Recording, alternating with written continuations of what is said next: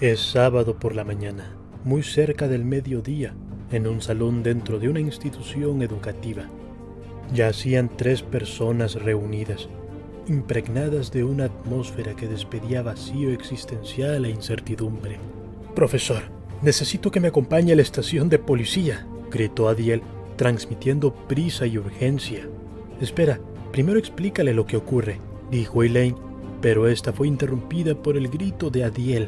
«Dije que no te metas en esto, además, ya voy a eso», decía Adiel de manera eufórica. «Muy bien, repasemos. Antes que nada, primero, Elaine, básicamente recibiste una carta muy extremista de un enamorado fuera de sí, pero el nombre de cuya persona escribió tal carta es un alumno que rechazaste hace un tiempo. Dicho alumno se quitó la vida, o al menos eso sugiere lo encontrado en su habitación, y todo tendría sentido dentro de lo que cabe, si no fuese por el detalle de que dices haber recibido la carta hace apenas un día, cuando este alumno lleva muerto ya mucho más tiempo», decía el profesor, mientras Adiel escuchaba, y este comenzó a entender por qué Elaine decía que esto podría estar vinculado con su situación también.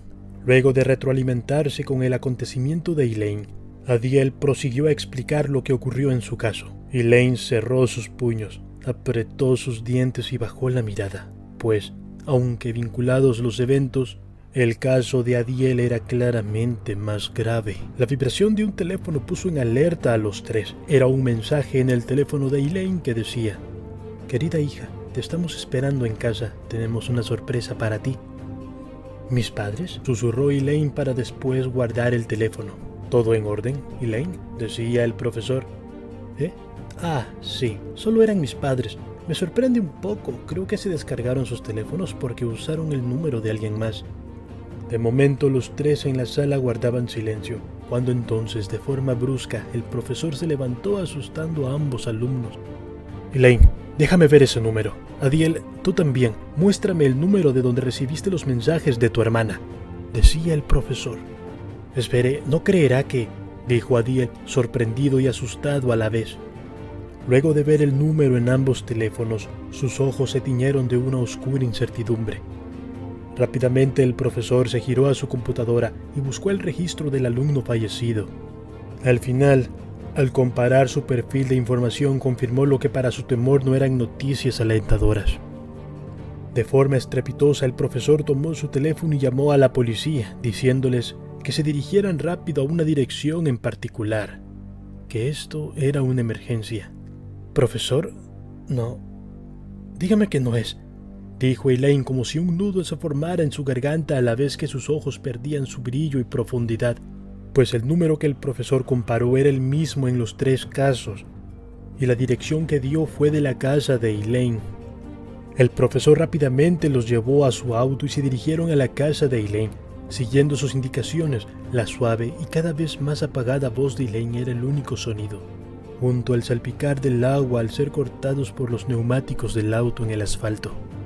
«Izquierda, derecha, derecha, recto, izquierda», dijo Elaine, degradando y apagando su voz al escuchar las sirenas de ambulancias y bomberos dirigiéndose al mismo lugar. Un rojo intenso y sofocante iluminaba el rostro de Elaine. Era su casa en llamas intensas sin ningún ángulo de escape. El profesor bajó del auto y saltó la cinta de seguridad. «Disculpe, bombero». «Señor, retroceda por favor, es peligroso», gritó el bombero. «Solo conteste algo, por favor. ¿Hay personas aún dentro de la casa?» «Me temo que ya es tarde. Hace unos 20 minutos se escuchaban gritos, señor, pero ahora solo hay silencio. Lo lamento». «No pudimos hacer nada». El profesor bajó sus hombros. Sus ojos solo mostraban impotencia. La distancia entre él y el auto donde estaban Elaine y Adiel era suficientemente corta como para que escucharan todo, por lo que entre el sentimiento de derrota dirigió lentamente su mirada hacia Elaine. Pero para su sorpresa no había nadie ya en el auto, por lo que intentó ver en todas direcciones, tratando de ubicar a sus alumnos, cuando entonces estaban ambos caminando a la nada, alejándose del lugar. Desde sus espaldas parecían estar serenos y tranquilos. El profesor corrió tras ellos y les gritó: «Elaine, Adiel», dijo el profesor, usando un tono que reflejaba la impotencia de no poder hacer algo por ellos, quienes atravesaban posiblemente un dolor para el que nunca estarían preparados. Ambos alumnos se detuvieron y voltearon lentamente para ver al profesor. Sus miradas conectaron, pero los ojos de ambos alumnos eran fría, vacía, junto a una leve sonrisa por parte de Elaine, como si hubiesen sellado algo en su interior. El profesor, ante tales miradas, no pudo decir nada. No sabía cómo llegar a ellos con palabras. En ese estremecedor momento, no lograba calcular a qué nivel estaban selladas sus conciencias por la situación que estaban viviendo. Elaine y Adiel apartaron su mirada del profesor sin mediar palabras y siguieron su camino. El profesor se dirigió a su auto con la intención de alcanzarlos y llevarlos a un lugar seguro. Mientras se subía al auto, se preguntaba: ¿a dónde debería llevarlos? ¿Por qué Adiel tendría también esa mirada? Él aún guarda esperanza sobre su hermana. ¿Por qué sus ojos reflejaban también el haberlo perdido todo? Fue cuando entonces el profesor notó que Adiel había dejado su teléfono en el auto. La pantalla seguía encendida y en ella una foto adjunta enviada desde aquel mismo número misterioso. En la foto podía verse un auto accidentado de forma fatal, junto a un matrimonio dentro que perdió la vida, acompañado de una leyenda que decía: creo que debería darte un regalo igual de intenso que el de esa jovencita, ¿verdad? Ya sabes, para nivelar las cosas. El profesor encendió su auto y aceleró para alcanzarlos, pero entonces... ¿A dónde están? ¿A dónde se fueron? ¡Maldición! Elaine y Adiel ya no estaban a la vista. Mientras conducía por la dirección en que los vio marcharse, miraba en ambos lados hacia los callejones, pero no estaban en ningún lugar.